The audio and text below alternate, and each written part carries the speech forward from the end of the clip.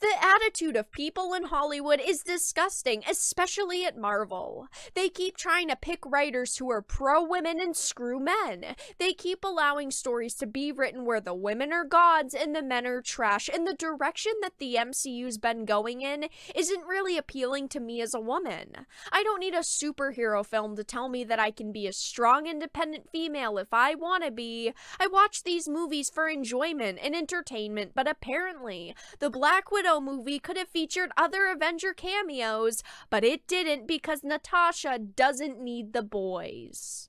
But really quickly before we get into the topic at hand, if you enjoy the content that I create, please make sure to subscribe to the channel and hit the notification bell. Follow me on social media like Twitter or mine so that you can see when my content is posted, and if you really enjoy the videos and the live streams that I create, please consider becoming a Dark Titan via Patreon for just $1 a month. All of the links are in the description, and of course, I do really appreciate all of the support. So it says Black Widow writer confirms Tony Stark cameo was cut, and the director says decision was made to keep male Avengers out of the movie. So the Black Widow writer Eric Pearson recently claimed that a Tony Stark cameo was cut from an earlier version of the film's script, while the film's director revealed that an executive decision was made to ensure that no male Avengers would show up in the movie. I personally would have loved to see Tony Stark in this film. I wasn't a fan of Black Widow. I did watch it. I tried to give it a chance, and it just was a flop for me. It was a generic spy movie. It wasn't that good. It didn't really have that MCU touch, at least in my opinion, but having characters like Tony Stark in it would have been at least cool to see. I think that it's absolutely ridiculous that directors are picking and choosing what characters are and aren't in movies based on their genders. So scrolling down, it says, speaking with comicbook.com's podcast, Phase Zero, Pearson was asked about the Tony Stark rumors that had been circulating before the film's release and if there was any validity to them. So Pearson answered, I feel bad for the person who asked me the other day because I said there was never any discussion. Oh, just casually lying to fans, no big deal. But I do remember now, only days later, that one version of the script prior to me literally had written it into the end moment of Civil War with Tony and Natasha of like, I'm not the only one who has to watch my back. It does say that it was old footage though. It would have been like, hey audience, remember where we are. We are going to key off this moment of her. So it wouldn't have been Robert Downey, at least to the best of my knowledge, but that's the only time I ever saw Tony Stark's name in it. So it wasn't going to be new footage, and it's not like they completely cut scenes that they filmed. If they had done that, I think there would have been a ton more backlash over this, just because Tony Stark's a cool character. It would have been a character we would have liked to see. Also a character that has a lot of history with Natasha, but he did say it was old footage, it wasn't going to be new, but the reason why they didn't add it in is absolutely ridiculous.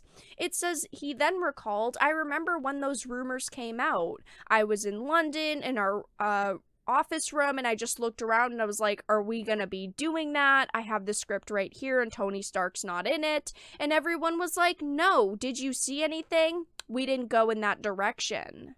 Maybe this is a lie too, because he clearly admits just a couple of days ago he told people, no, the version of that script doesn't exist at all, but now he's changing his tune saying, well, it actually does exist. It was just an earlier version, so maybe they did plan to put a Tony Stark cameo in until the very end, maybe until, they got to final editing and then they said, you know what, no, we're not gonna do that. We don't know, but I mean, clearly this person's lied before.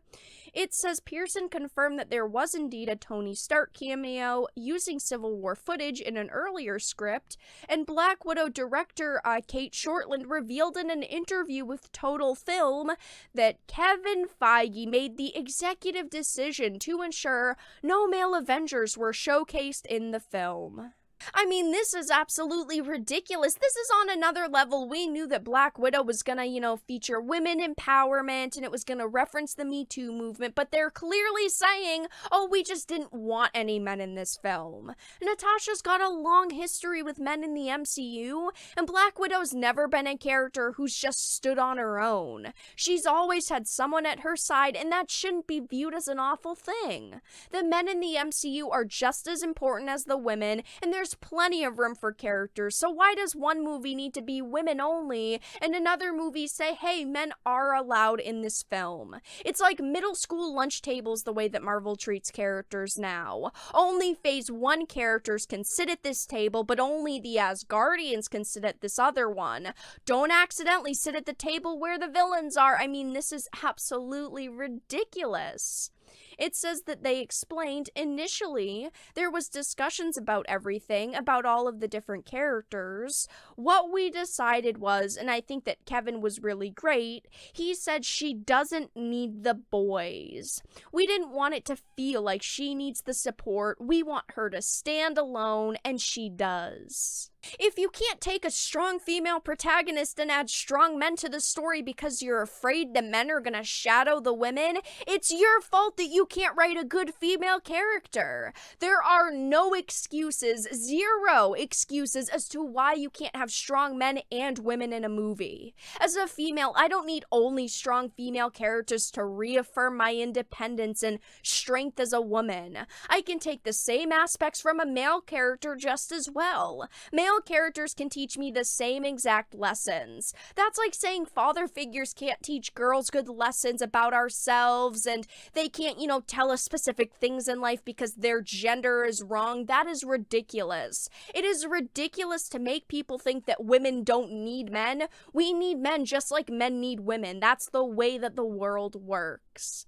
Scrolling down, though, it talks a little bit more about Black Widow, some spoilers, but it says if this sounds familiar, it should because it's a very similar response to what Kevin Feige gave for why Doctor Strange wasn't included in WandaVision.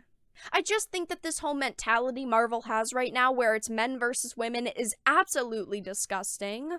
But it says Feige explained they actually had a deal in place to have Benedict Cumberbatch as Doctor Strange show up, but they went on to tell why they ended up cutting him out. It's because he's a toxic white guy. It would have taken away from Wanda's experiences.